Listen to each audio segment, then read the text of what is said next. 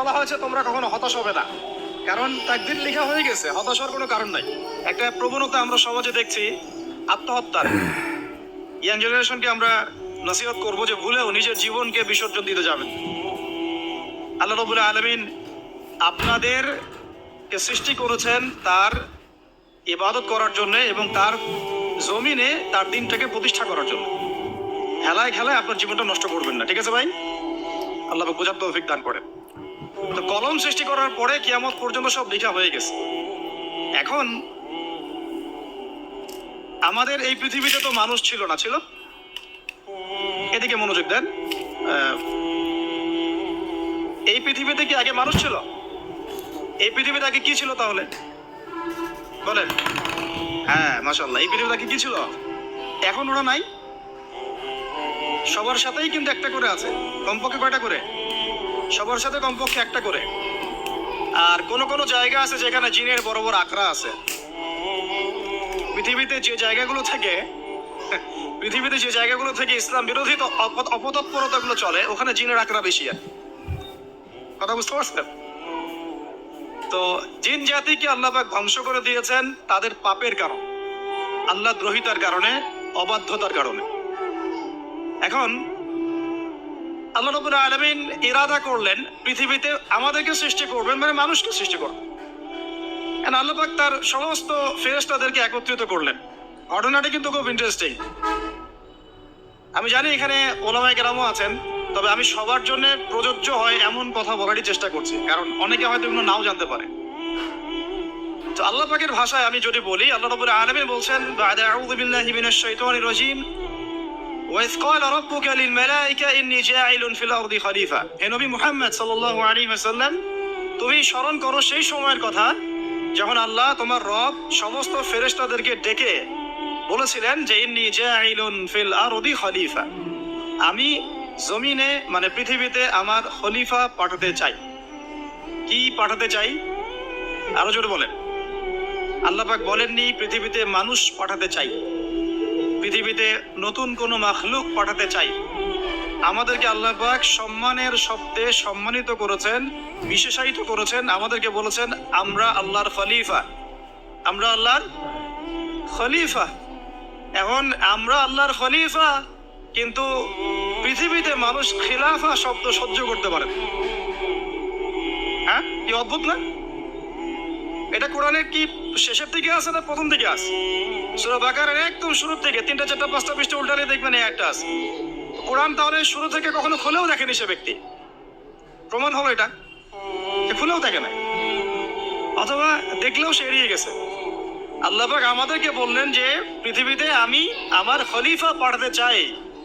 তাহলে আদম আলাইহিস সালামকে আল্লাহ পাক মুহাব্বতের শব্দে, সম্মানের শব্দে বিশেষায়িত করলেন কি বলে?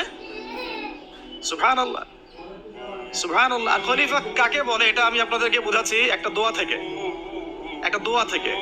এই যে গাড়িতে করে আমরা বাসা থেকে আসলাম বা যখন কোনো সফরে যাই, আমরা একটা দোয়া পড়ি, সুবহানাল্লাযী সাখারা লানা হাযা ওয়া মা কুন্না লাহু মুকরিনিন ওয়া ইন্না ইলা রাব্বিনা লামুনকালিবুন। এতটুকু তো পড়ি নাকি? বা এগুলো পড়তে হবে? বইমেলায় এসেছি শুধু লেকচার শোনার জন্য না, ছবি তোলার জন্য।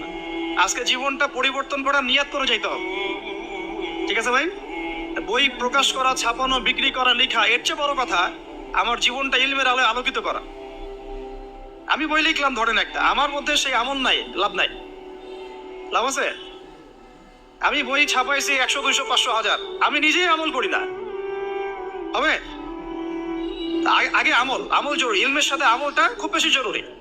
আলেম তাকেই বলা হয় যে ইলম অনুযায়ী আমল করে। আর আল্লাহ পাক বলেন লিমা তাকুলুনা মা লা তাফআলুন, তোমরা এমন কথা কেন বলো যে আমল নিজেরাই করো না? কাবুরা মাকতান ইনদাল্লাহ আন তাকুলু মা লা তাফআলুন, আল্লাহর কাছে সবচেয়ে গর্হিত একটা অপরাধ তোমরা একটা কথা বলবা কিন্তু আমল করবা না। তো দোয়াটা মুখস্থ করবেন। এই দোয়ার নিচে একটা অংশ আছে, আল্লাহুম্মা আনতা সাহিবু বিস সাফারি। আমার কথাটা শুনেন, খলিফার অর্থটা বুঝেন। অনেকে তো অনেকভাবে ব্যাখ্যা করে আর কি। আল্লাহুম্মা আনতা সাহিবু ফিস সাফারি, আল্লাহ তুমি এই সফরে আমার সাথী। সফরে বের হওয়ার সময় দোয়া পড়ছি আমরা, আল্লাহুম্মা আনতা সাহিবু ফিস সাফারি, আল্লাহ তুমি এই সফরে আমার সাথী। ওয়াল খলিফাতু ফিল আহলি ওয়া মালি, আল্লাহ আমি তো বাসায় নাই, আমার বাসার আহাল মালের খলিফা হচ্ছে তুমি। আল্লাহ তাহলে খলিফা শব্দতে কি বুঝলেন? আল্লাহ আমার বাসার আহাল মালের খলিফা মানে কি? আমার স্থলাভিষিক্ত তুমি আল্লাহ, আমি ওখানে নাই বাসায়, আমি সফরে বের হয়ে গেছি, আমার স্ত্রী, আমার সন্তান, আমার মাল, আমার জান, এগুলোর দায়িত্ব তোমার, তুমি খলিফা। কত চমৎকার দোয়া।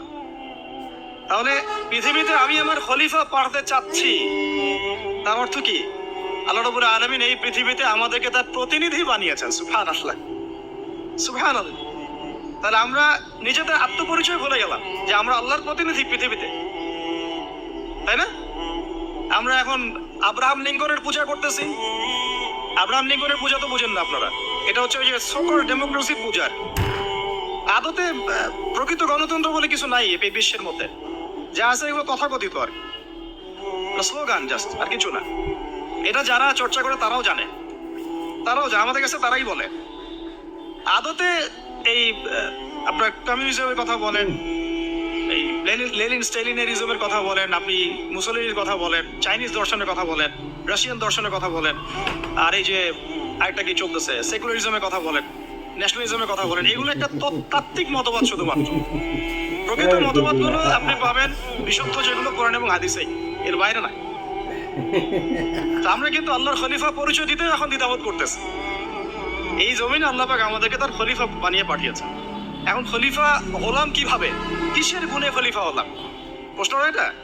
আমাদের কি 10টা হাত, 10টা পা, বেশি শক্তি ফেরেশতাদের চাইতে, যে আমরা খলিফা হলাম কিসের ভিত্তিতে আর কিভাবে হলাম? এটা শোনো, আল্লাহ পাক বলছেন ওয়াল্লামা আদাম আল আসমাআ কুল্লাহা। আল্লাহ বলছেন আমি আদমকে এই মহাবিশ্বের যত নাম আছে, নাউন্স, ইসম, সব শিক্ষা দিয়েছি। সুবহানাল্লাহ। এই মহাবিশ্বের যত নাম, এখানে ইসম শব্দের অর্থ কিন্তু জ্ঞান। ইসম মানে কি? এখানে জ্ঞান। মহাবিশ্বের যে জ্ঞানগুলো আছে, এই জ্ঞানগুলো আল্লাহ পাক আমাদের আদি পিতাকে শিক্ষা দিয়েছেন। আমাদের আদি পিতাকে আল্লাহ নিজে শিক্ষা দিয়েছেন। সৃষ্টিগতভাবে আমরা জ্ঞানী ছিলাম না, আল্লাহ পাক আমাদেরকে জ্ঞান শিক্ষা দিয়েছেন। আমরা ফিলোসফির বইগুলো খুললে দেখবেন ওখানে বুদ্ধিবাদ নামে একটা মতবাদ আছে। মানে তারা বলে যে মানুষ সৃষ্টিগতভাবেই একজন বুদ্ধিদীপ্ত প্রাণী। এটা ভুল কনসেপ্ট। সৃষ্টিগতভাবে আমাদের মধ্যে জ্ঞান ছিল না, আল্লাহ পাক আমাদেরকে জ্ঞান শিক্ষা দিয়েছেন। কথা বুঝতে পারছেন? একটা মতবাদ তাদের আছে অভিজ্ঞতাবাদ, মানে মানুষ অভিজ্ঞতা থেকেই শিখে। আরেকটা আছে সমন্বয় মতবাদ, আপনারা তো এগুলো অনেকে পড়েছেন হয়তো। এর বাইরে যে একটা মতবাদ আছে যে আল্লাহর পক্ষ থেকে ওহী ভিত্তিক মানুষ জ্ঞান শিখে, এই মতবাদ কোনো দার্শনিকের বইয়ে স্থান পেল না। কি আফসোস, কি আফসোস! অথচ মুসলিম ঘরের দার্শনিক তারা। আমরাও পড়েছি ভাই না 4 বছর। এই কারণে গেলে কি আফসোস! আল্লাহ পাকের ওহীর পক্ষ থেকে যে জ্ঞান আসতে পারে, এইটা কনসেপ্টই নাই। অথচ এখানে কোরআনে আল্লাহ পাক বলছেন ওয়াল্লামা আদাম আল আসমাআ কুল্লাহা, আমি আল্লাহ আদমকে সমস্ত নাম শিক্ষা দিয়েছি। সুবহানাল্লাহ। এরপরে এই যে জ্ঞান আদম আলাইহিস সালামকে আল্লাহ পাক শিক্ষা দিলেন, এর ফলশ্রুতিতেই আল্লাহ পাক বললেন যে ওয়াইজ কুলনা লিল মালাইকা উসজুদু লি আদম, হে ফেরেশতারা তোমরা এখন আদমকে সিজদা করো। কি ফেরেশতাদেরকে দিয়ে আল্লাহ পাক আমাদের পিতাকে সিজদা করালেন কিসের মানদণ্ডে? কিসের কারণে? জ্ঞানের কারণে। জ্ঞানের কারণে ফেরেশতাদেরকে আল্লাহ পাক বললেন যে এই নামগুলো বলে দাও তো তোমরা। তারা বলতে পারলো না, তারা বলল লা ইলম আল্লাহুম্মা লা ইলমা লানা ইল্লা মা আল্লামতানা। আল্লাহ আমাদের তো সেই জ্ঞান নাই, শুধু ওইটুকু জ্ঞান আছে যা আপনি আমাদেরকে শিখিয়েছেন। তখন আল্লাহ পাক বলেছিলেন যে আমি যা জানি তোমরা তা জানো না। আমি কি বলি নাই যে আমি আসমান জমিনের গায়েবের সব খবর জানি? তখন আল্লাহ বললেন যে তোমরা সবাই সিজদা করো আদমকে। তাহলে আমাদের পিতাকে খলিফা করা হলো, জ্ঞান শেখানো হলো, আল্লাহ পাক নিজে শেখালেন, ফেরেশতার মণ্ডলীদের দিয়ে সিজদা পর্যন্ত করালেন। কিসের মানদণ্ডে? আরো আসতে বলেন, জ্ঞানের মানদণ্ডে। এখন যদি আমরা একটু প্রশ্ন ছুড়ে দেই নিজ নিজ বিবেকে, আমরা কি সেই ওহীর 10টা সূরাও শিখেছি? 10টা পারা কি পড়া হয়েছে কখনো? 10টা সূরারও কি অর্থ জানি? অনেকে তো 10টা আয়াতের অর্থ জানে না। আমরা কি সেই ওহীর 10টা হাদিস শিখেছি? তাহলে আমরা কোথায় সম্মান খুঁজতেছি? পশ্চিমাদের কাছে? বলেন। সত্যি সবচেয়ে আফসোস লাগে আমার একটা জিনিস, যে মুসলিমরা আমরা এখন আমাদের আত্মপরিচয় ভুলে যাচ্ছি, আর আল্লাহ পাক আমাদেরকে যেখানে সম্মান রেখেছে ওইখানে সম্মান না খুঁজে আমরা অন্যের দাসত্বের সম্মান খুঁজতেছি। আল্লাহ আমাদেরকে বোঝার তৌফিক দান করে। এটা অজ্ঞতার কারণে হচ্ছে। আমাদের কাজ তাদেরকে সচেতন করা বা তাদেরকে মেসেজ পৌঁছে দেয়া। আমরা উগ্র পন্থা অবলম্বন করব, আমরা হিকমার সাথে প্রজ্ঞার সাথে মানুষকে বোঝানোর চেষ্টা করব, এগুলো বোঝানোর অংশ।